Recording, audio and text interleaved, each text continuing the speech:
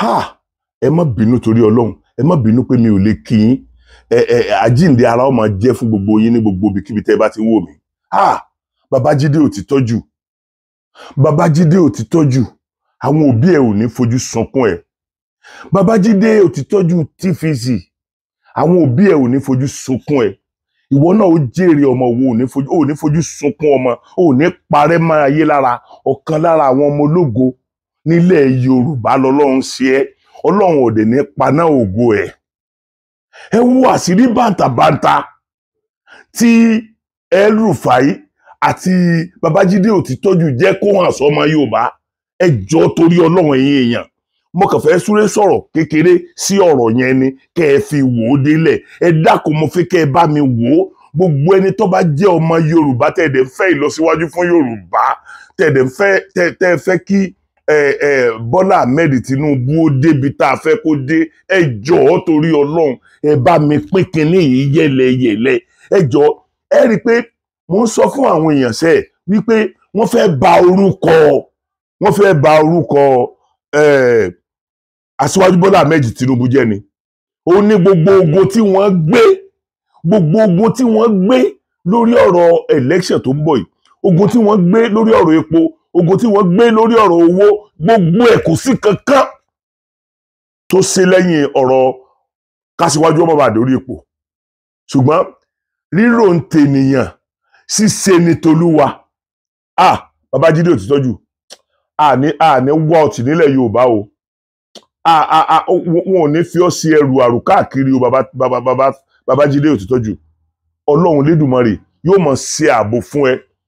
Ọ̀pọ̀lọpọ̀ àṣírí ló ti tú sẹ́yìn, tó jẹ́ wípé èyí tó máa ń yà mí lẹ́nu jù ni pé o tiẹ̀ kì í ṣe bí ẹni pé kò sí ibi tó máa ń fi hàn pé mo wà bí báyìí. Iṣẹ́ tó gbé dání ló máa ń ṣe. Lónìí o lè ṣe tó fífọ́ Aṣíwájú, lọ́la o lè ṣe tó fífọ́ PDP. O kì í mú òmù lóhùn n tó wá ṣe yìí pẹ̀lú ògo Ọlọ́run ó jẹ́ kí gbogbo Yorùbá ó jèrè ẹ, Ọlọ́run ó jẹ́ kó jèrè gbogbo ilẹ̀ Yorùbá. Ẹ̀yin èèyàn mi, abẹ́ rí nǹkan ṣe rí nípa tá a bá la fẹ́ràn Aṣíwájú, ẹni gbogbo ìwọ tó bá lọ fẹ́ràn Aṣíwájú àfi kí ẹ bá mi pín kinní yìí. Ṣe rí kí kinní yìí délé kó dóko. Ẹ wo mi máa di o mi máa di gbogbo bẹ́ẹ̀ bá ṣe lè bá mi pín tó.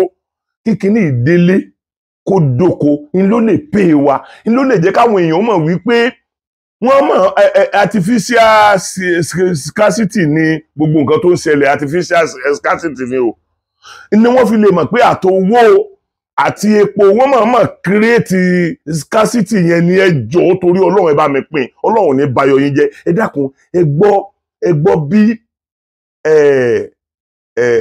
Babájídé òtítọ́jù àti El-Rufai, ẹ gbọ́ bí wọ́n ṣe fọ́ gbogbo ohun tó ń ṣẹlẹ̀ nínú Aso Rock wẹ́lẹ́wẹ́lẹ́. Ẹ wò. The conversations I had with the president, he told me that, look, I have no succession plans. I said, Mr. President, you must be interested in your successor.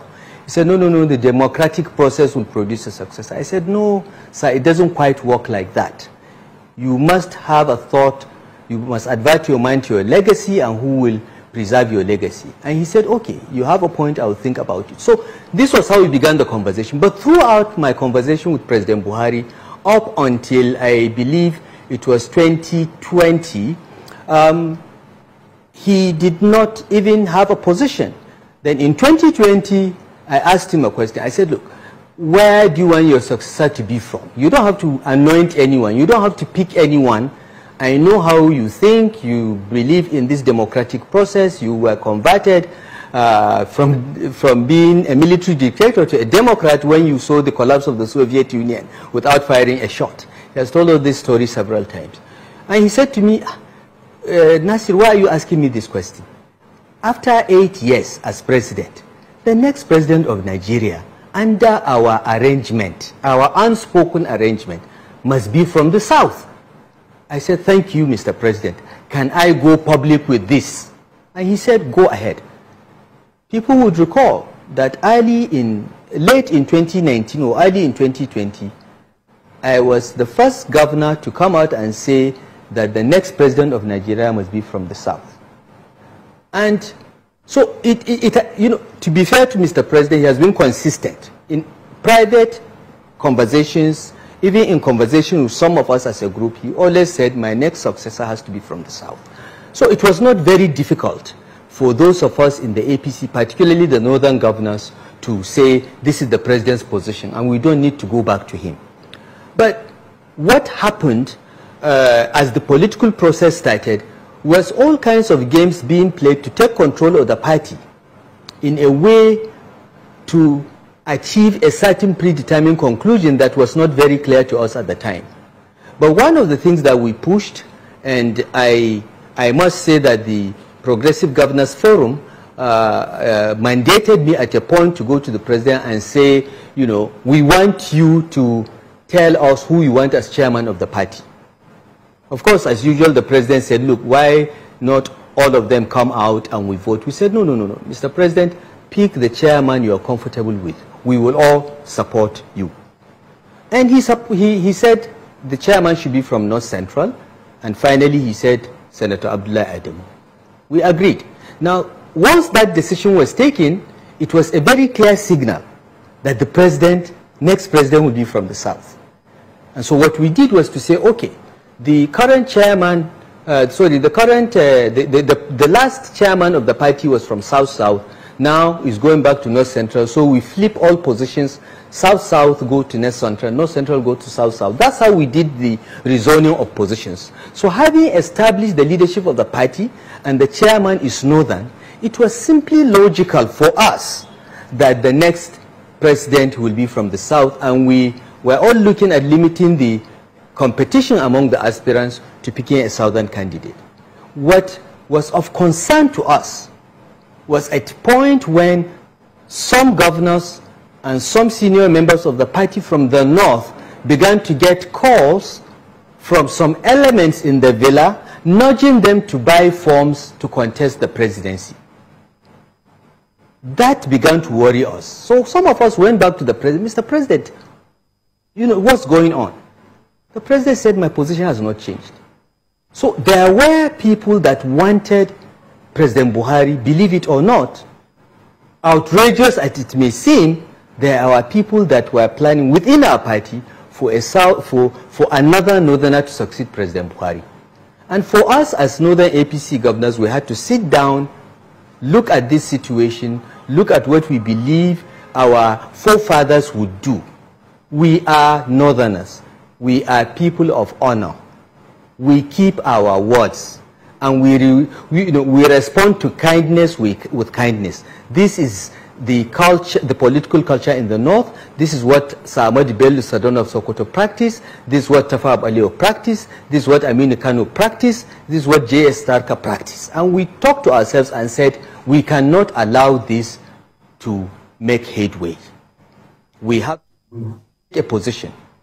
And all of us, including Governor Badaru of Jigawa, who was encouraged by those elements to buy a form, took the decision that the presidency must go south. We sent a delegation to the president to reaffirm that, and we made it public. That was the second step. The third step was, okay, now among the southerners, who? Can we come to a consensus around who to support, or do we all go to the primaries? Because some of us supported Amechi, some supported Osimbajo, some supported Asiwaju, and so on and so forth, and Fayemi. So again, we had to have other rounds of discussions. Of course, we couldn't come to agreement, all of us, because, I mean, one of us, Yahya Bello, was running, and he wasn't going to step down. But still, the momentum was from the Northwest. The Northwest governors, along with Senator Wamako, who represented Sokoto, met, and after several meetings and back and forth, we decided that we'll go with Asiwaju Bola Ahmed Tinubu as a zone. And once that decision was made, Northwest had the momentum, Northeast followed, and North Central also followed to a large extent. And that's how we went to the convention quite confident that, you know, Asiwaju will have the numbers and the momentum. But we're even shocked by the margin, because it was not only the northern APC governors that supported him, but you can see he had support across the country. and he emerged as a national candidate overwhelmingly. And I want to assure you, as we speak today, all the 22 APC governors, including those that contested for the presidency, are solidly behind this presidential candidature of Asiwaju, and we are doing all we can to ensure it succeeds. But for us as northern governors, it was a matter of honor. It was a matter of just doing what is right. It's a matter of doing what is fair. And it's a matter of doing what is just. And I heard you clearly. It means that the story that we were told that the Senate president was the choice of the president was not correct after all. Well, we had that too. The members of the National Working Committee called us and said that the national chairman had told them that the Senate president is the anointed one. And again, the northern APC governors asked for a meeting with the president. We went to the president. We said, Mr. President, this is what we are hearing. This is not what you have been telling us in the past 2 to 3 years. Is it true? And the president expressed shock and said, I am not part of this. And right there and then he summoned Garba Shehu to issue a statement that he has not anointed anyone. And he told us very clearly, I have not anointed anyone. Go and bring me 5 southerners, 5 candidates from the south, and I'll pick one. And we went back as progressive governors now together, not northern APC governors, but as progressive governors, we met and came up with the names of Vice President Osibanjo, Asiwaju Bola Ahmed Tinubu, Governor Rotimi Amechi, Governor David Umahi, and Governor Kaide Fayemi. We took these 5 names to him and said, we believe that any one of these can be a veritable successor to your legacy. They are all former governors, they know how to run institutions, they know how to run states, and so on, and we can work with them. Pick anyone, Mr. President, we will support that person. Now, most of us have our preferences, but we will defer to you because of the love and respect we have for you. And please don't doubt this. All of us have great respect for the president because we know his heart, we know his intention. He's a man of great integrity, and he has the best of intentions all the time. He could be misled, he's human, but the intention is pure. So we went to him and we gave him the 5, and he said, look, you know, these 5, you've made very good choices. I've worked with all of them. They are all excellent. Any one of them can be president. Now you put me in a quagmire. We said, what's the quagmire? Just pick one. Close your eyes and pick one. He said, no, they are all my brothers or children. Let the democratic process produce the winner. And that's how we went to the primaries. The attempt to force a consensus around one person failed because the president insisted the democratic process must produce a person. Now, again, I'm back to those elements in the villa. They were the ones that wanted that candidate, and they didn't even have the courtesy to call us as governors and tell us this is what we want, so that we can have a discussion on the matter or even give our own views. But we didn't matter. We didn't matter. It was convenient to hide behind the president's name and say the president said, as if we cannot go to the president and ask him. And this is their modus operandi. The president said. Now, people like me that can go to the president and say, Mr. President, I was told this, did you say it? Are the most hated. Because I have that relationship with the president, I can always go to him and speak directly. And this is why I'm the enemy of most of them, along with some of us. Excellency, some years back, you complained about some elements in the same Aso Rock, some of them that were originally in the PDP, or perhaps they are even still in the PDP.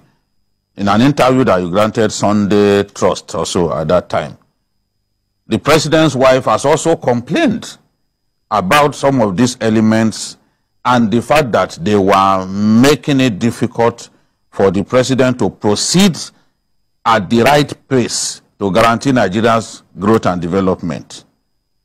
Many people have also said that some of these elements are openly working for the candidate of the PDP. The governor of Rivers State said about 3 months ago that the candidate of the PDP was being led to believe by people in the villa that he will be elected president of Nigeria. Don't you think it's about time that these elements who are trying to cause your party to be hated by Nigerians are unmasked?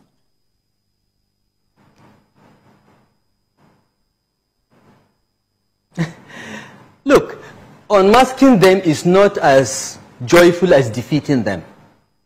They will be unmasked in time. But we have defeated them when they wanted their own people in the National Working Committee of the party. We have defeated them when they wanted their own anointed person to be the presidential candidate without due regard to due process or even respect for those of us that are governors that have slaved to put this party together, campaign for it, and deliver the election twice. Okay? We didn't matter. We are governors, we have problems. Governors are corrupt. Governors are bad. Governors, everything is governors. Meanwhile, none of them has contested an election as councillor. And if they did, they won't win. I have been elected twice with over 1 million votes as governor of Kaduna State. I can claim to speak for the people. None of these people can. We'll come to the unmasking stage. This is not the stage. The stage now is to draw the attention of Nigerians that there are elements that are doing this and they don't mean well for our party. They want to incite voters against our party so that we lose the elections. Now, once Nigerians know that, then they will know where some of these funny decisions are coming from. And once the election is done and settled, by the grace of God, in about 3 weeks, and I'm confident, and we are not sleeping. We are going to work hard from today, flat out, until 27th, when all the elections results are out, and by the grace of God, Asiwaju is elected and our other candidates of the APC, then we will unmask them. But this has been an ongoing issue, and you know, we just feel that some of these things that are being, you know, thought of and clothed with good intentions, and dummies being sold to the president so that the electorate will be incited, the people of Nigeria will be inflicted needless pain at this point, in addition to all the other challenges that they are facing, just so that they will, you know, revolt and say, look, we'll vote for the other party. It is clear. And if you read the statement coming from the other party yesterday, after I spoke about the need to look at the time granted for this currency swap, we're not against the policy, okay? Cashless is the way to go. We have no problem with it, but you don't do it in a few weeks. Allow time for every farmer, trader, student, market woman in the village and in the cities to be able to take their money to the bank and get new currency, or where they are doing their business, take the bullion van there with security, change their money and give them. Don't say that POS, I have a map of Nigeria with blind spots where there is no network. POS won't work there. It's not everywhere that you have bank branches. It's not everywhere you have POS working. So let's sit and look at this thing and find out the reasonable time that it takes to do this. And even the Central Bank Act that gives the president the power to issue to the central bank directives regarding currency design said that reasonable time must be given before the currency ceases to be legal tender. The question is a few weeks reasonable time in a country of 1 million square kilometers and over 200 million people? How many bank branches are in Nigeria? How many ATM machines? We have only 23,000 plus ATM machines in Nigeria. How many bank branches? In Borno State, there are only 2 local governments out of 27 with a bank branch. In Yobe, 2 local governments out of 17 with bank branch. Even a cosmopolitan state, relatively in the north, like Kaduna, has 2 local governments that have no bank branches and about 10 that have only 1 bank branch. So everyone in that local government must come to that 1 branch? And this POS that you are seeing in every street of Lagos, do you think you have POS in every street of Cabal and Ikara and Makarfi, which are local government headquarters in my state? You don't. Your Excellency, the statement issued by the PDP presidential candidate says it is those who are trying to rig the election that are asking for an extension. Now, look, the other part of the thing is, the other part of my question is, the president has not been attending some of the presidential campaigns and is sending the wrong signal that he does not want Asiwaju Bola Ahmed Tinubu to win. He promised to be in Ogun State, he did not go. He promised to be in Kwara, he did not go. What is the relationship, how cordial, how chummy is the relationship between Asiwaju and the president at this time? Okay, let me answer the first part of your question. First, the fact that the presidential candidate of the PDP, who last week was issuing statements appealing for extension because he wanted to gain sympathy, because the policy was hurting APC and he wanted to gain sympathy. And we didn't want to come out and speak against our party and our president and our CBN governor. But this week, because of a mere extension of 10 days, he's turning around to say that don't extend, means there is something. He is clearly benefiting from this pain that Nigerians are going through. Every day, till today, I have seen protests in Lagos. I have reports of people in Kaduna that cannot buy food and they cannot sell because there are no currency notes around. But the presidential candidate of the PDP is saying, don't extend, because he is gaining from it. The incitement of people against the APC is, in his view, to his advantage. And this incitement is stronger in the north, in northern Nigeria, where Atiku hopes to benefit from. That's one. Secondly, you should know that the presidential candidates of other parties, other than NNPP, have very close relations with some banks, and they even own some of them. So they can get the currency while we can't. So this is why he's saying this. And I want Nigerians to understand very carefully how someone who last week was saying extend it is now saying don't extend. What is there about extending the time for market women and villagers and fishermen to extend their currency that amounts to rigging election? If Atiku Abubakar or anybody is talking about, oh yes, if you extend, there will be vote buying, is Naira the only currency that you can buy votes? You can go across to Niger and buy SEFA, CFA franc. If the dollar is too big, you can go across and buy CFA franc and use it. And CFA franc, after elections, can be converted into Naira, the new currency. So that's not a solution to vote buying. The vote buying argument is just hiding behind one finger. When you don't have your facts, you don't have your logic correctly, you get something absurd and hide behind it. Naira is not the only currency to do vote buying. You can use any currency. You can use dollar. So there are a lot of, away from this CBN policy now. Sorry, let me answer. Let me go to the second part of your question, okay, and then you can ask me. Now, it is not true that President Buhari is not attending our rallies. The first major rally we had was in Jos Plateau State. That was the inaugural. He was there, and he spoke well. And he said, Asiwaju Bola Tinubu is his Khalifa, is his successor. That was Jos. After that, the next big rally we had was Kano.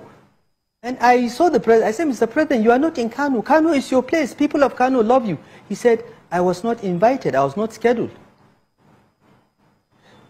That was when we now went to the campaign council and had him scheduled for Adamawa, for Yobe, and in Adamawa, he not only raised Asiwaju's hands and said, this is my successor, this is my Khalifa, and we are lucky as a party to have him as a candidate because of the great things he did in Lagos, and so on and so forth. He said the same thing in Yobe. Yes, he was supposed to go to Kwara, but an international engagement made him to leave, and he couldn't go to Kwara. And he asked the vice president to represent him, but the vice president had a conflict too and couldn't go.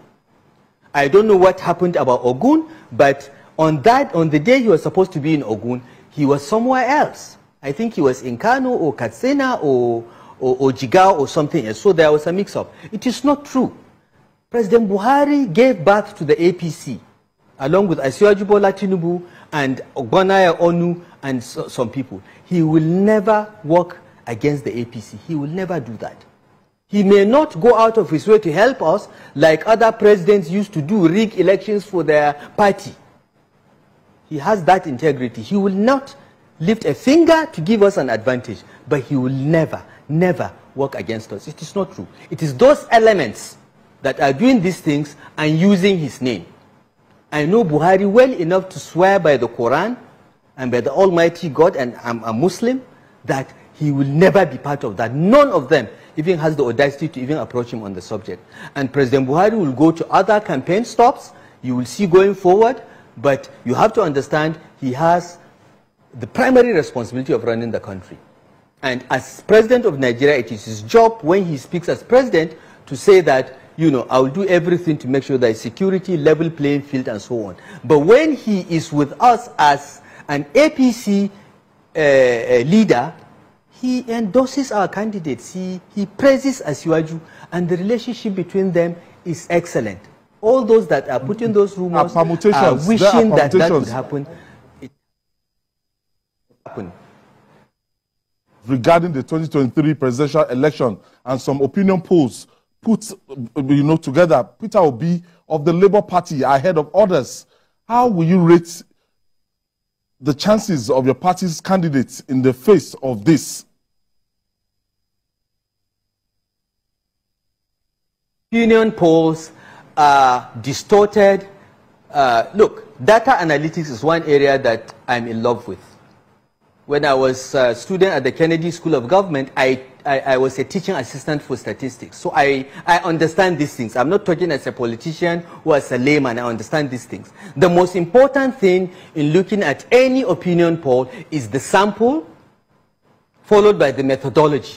Okay? When your sample, when you have about 100 million registered voters and you are sampling 2,000 registered voters or 300 registered voters, I'm sorry, your results from day one are unreliable. They will have very high margins of error. And most of these polls are like that. What about methodology? Most of these polls, like the Bloomberg one, the ANAP one, the Okonjo Iweala one, all used telephone. What percentage of the INEC voters register contains people whose phone numbers are in INEC's records? We have found out 31%. So from the beginning, you are starting with only 31% of the total sample of voters. So if you pick your sample out of that 31%, from day one, your results are dead on arrival. Okay? So I can take each and every one of these polls and deconstruct them because I understand what is sampling, I understand methodology, and those polls are a joke, with the greatest respect. Okay? We have done a poll. Ṣé ti mọ̀ pé àṣírí tó ti yẹ ká rí láti bí oṣù mẹ́ta mẹ́rin sẹ́yìn nílé àtúnwá dúpẹ́ lọ́wọ́ El-Rufai.